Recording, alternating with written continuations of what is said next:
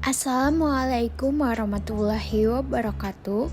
Perkenalkan, nama saya Yusmalina dengan NIM 2311012320008 dari kelompok 8. Di sini saya akan mempresentasikan hasil praktikum metabolisme biomolekul dengan judul Molecular Docking Biomolekul, studi kasus fotosintesis dan siklus Krebs. Selanjutnya kita masuk ke pendahuluan.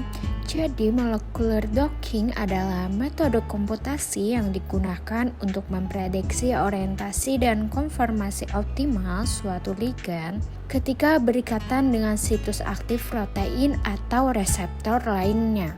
Nah, proses ini melibatkan pencarian posisi terbaik ligan di dalam grid yang mewakili ruang ikatan serta perhitungan energi interaksi seperti ikatan hidrogen, gaya van der Waals, dan interaksi elektrostatik. Nilai energi ikatan yang dihasilkan memberikan gambaran stabilitas kompleks dan kemungkinan kekuatan ikatan antara ligan dan reseptor. Metode ini sangat penting dalam riset kimia karena membantu memahami mekanisme interaksi molekul, mempelajari sifat-sifat struktur aktif senyawa, dan mendukung desain molekul baru. Adapun tujuan percobaan ini yaitu 1. Mengenal dan memahami prinsip molecular docking sebagai simulasi interaksi biomolekul secara in silico. 2. Mempraktekkan langkah-langkah docking untuk memprediksi orientasi ikatan dan afinitas ligan terhadap protein reseptor pada jalur metabolisme. Yang ketiga, menganalisis perbedaan interaksi antara enzim fotosintesis dan enzim siklus Krebs terhadap ligan substrat atau ligan inhibitor. Selanjutnya, metodologi percobaan, terdapat alat dan bahan. Alat-alat yang digunakan yaitu 1. Laptop, 2. Aplikasi UCSF Chimera, 3. Aplikasi LeadPlot Plus, 4. Situs RCSB Protein Databank, dan yang kelima situs PubChem. Selanjutnya bahan-bahan yang digunakan yaitu 1. Enzim sebagai reseptor. Di sini kami menggunakan ATP sintase kloroplast domain F1, dan yang kedua ligan. Kita menggunakan ADP sebagai substrat, ATP sebagai produk, fosfat sebagai substrat, dan toksin sebagai inhibitor spesifik, dan fluorizin sebagai inhibitor.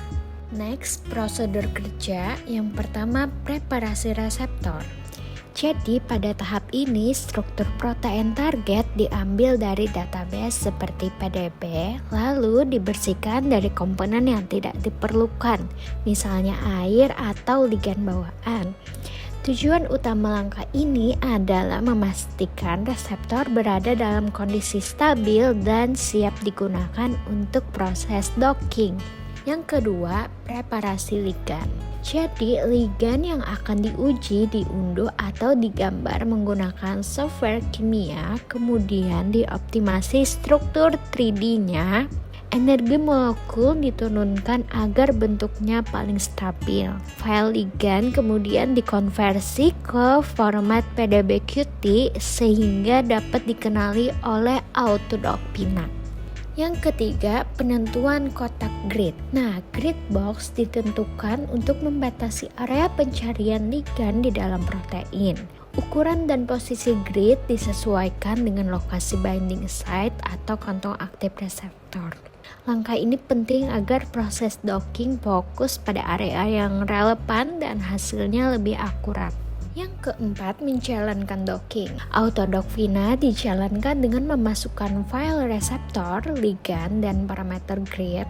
Software ini akan menghitung berbagai kemungkinan posisi ligan dan memberikan skor afinitas ikatan. Jadi semakin rendah nilai energinya, semakin kuat potensi interaksi ligan dengan reseptor. Dan yang terakhir, kita akan melakukan analisis visualisasi interaksi. Untuk memulai proses molecular docking, langkah pertama adalah mencari struktur enzim atau reseptor melalui situs RCSB PDB. Pada halaman utama, kita memasukkan nama enzim atau kode PDB pada kolom pencarian. lalu memilih struktur yang paling sesuai berdasarkan kualitas data. Struktur dengan resolusi di bawah 2,5 biasanya lebih akurat sehingga lebih direkomendasikan. Kita juga memastikan bahwa struktur protein tidak mengandung mutasi signifikan dan jika memungkinkan memilih protein yang memiliki ligan bawaan agar lokasi binding site dapat diketahui dengan jelas. Setelah menemukan struktur yang tepat, file kemudian diunduh dalam format PDB yang masih berisi air, ion, dan ligan bawaan sehingga belum siap untuk didocking. Untuk mendapatkan ligan, proses dimulai dengan mencari senyawa di PubChem melalui nama atau nomor. Biasanya hasil yang muncul di urutan paling atas dipilih karena merupakan entry resmi yang paling lengkap, paling banyak diverifikasi, dan sudah tersedia dalam bentuk 3D. Setiap senyawa memiliki kode unik bernama CID, dan kode inilah yang perlu dicatat untuk laporan serta memastikan struktur yang digunakan benar dan konsisten. Setelah struktur enzim dibuka di UCSF Chimera, langkah pertama adalah menentukan lokasi situs aktif dengan cara memilih ligan bawaan dari protein tersebut. Di menu bagian atas, kita buka tab select, kemudian memilih residu, dan dari daftar yang muncul kita cari nama residu ligan bawaan yang sudah tampil di struktur. Setelah ligan bawaan itu dipilih, sisi aktif akan langsung tersorot pada tampilan 3D sehingga terlihat jelas posisi kantong ikatnya. Tahap pemilihan ini penting karena ligan bawaan memberikan orientasi yang benar untuk menentukan pusat grid nanti. Langkah berikutnya adalah mencari titik pusat dari situs aktif tersebut. Kita menuju ke menu tools, kemudian buka struktur analisis, dan selanjutnya memilih axis atau planes atau centroids. Ketika jendela struktur measurement terbuka, kita tekan tombol define centroid di bagian atas. Sebuah jendela baru akan muncul dan kita tidak perlu mengubah pengaturannya. Cukup tekan apply untuk membuat centroid berdasarkan atom-atom ligan yang tadi diseleksi. Setelah centroid terbentuk, kita dapat menutup jendela tersebut dengan menekan tombol close pada jendela utama agar pengaturan selesai. Untuk melihat koordinat centroid yang baru saja terbentuk, kita buka tab favorit, kemudian memilih reply log. Pada bagian log tersebut akan muncul catatan otomatis dari Chimera yang berisi nilai koordinat dalam format XYZ yang nantinya digunakan sebagai pusat grid box di Autodoc Spina. Lalu klik file dan klik Fetch by ID. Selanjutnya jalankan tools. Klik Surface atau Binding Analysis, lalu kita klik Doc Prep.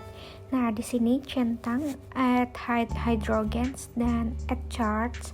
Pastikan write mol 2 filenya tidak tercentang. Lalu klik OK. Selanjutnya simpan reseptor yang sudah dipreparasi. Kita beri nama dan simpan juga ligan fluorizin dalam format yang dibutuhkan. Nah, di reseptor search volume option, kita klik center grid box, lalu masukkan koordinat center XYZ, set size XYZ ke 25, 25, 25, lalu klik apply atau OK hingga kotak hijau akan muncul. Selanjutnya analisis interaksi ligan protein dengan Liquid Plus. Buka Liquid Plus, kemudian klik open, lalu pilih VDB file dan pilih file kompleks hasil docking. Yang kedua, pilih ligan fluorizin di bagian select ligan top plot, lalu klik run untuk proses dan generate diagram interaksi.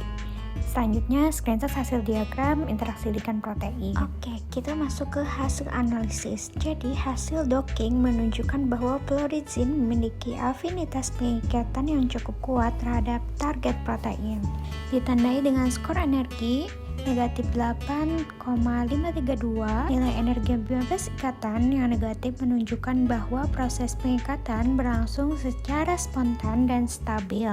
Nah, pose 1 merupakan konformasi terbaik berdasarkan nilai afinitas terendah. sehingga diprediksi sebagai posisi pengikatan yang paling mungkin terjadi di dalam situs ikat protein. Sehingga kesimpulan yang diperoleh, fluorescein menunjukkan afinitas pengikatan yang cukup kuat terhadap protein target, ditandai dengan nilai energi bebas ikatan sebesar min 8,532 kal per mol pada pose terbaik. Nah, nilai energi yang negatif mengindikasikan bahwa proses pengikatan berlangsung secara spontan dan stabil. Pose dengan skor terendah diprediksi sebagai konformasi paling optimal di dalam situs ikat, sehingga berpotensi mempengaruhi fungsi biologis fungsi protein tersebut. Demikian presentasi yang dapat saya sampaikan. Apabila ada kesalahan, saya mohon maaf.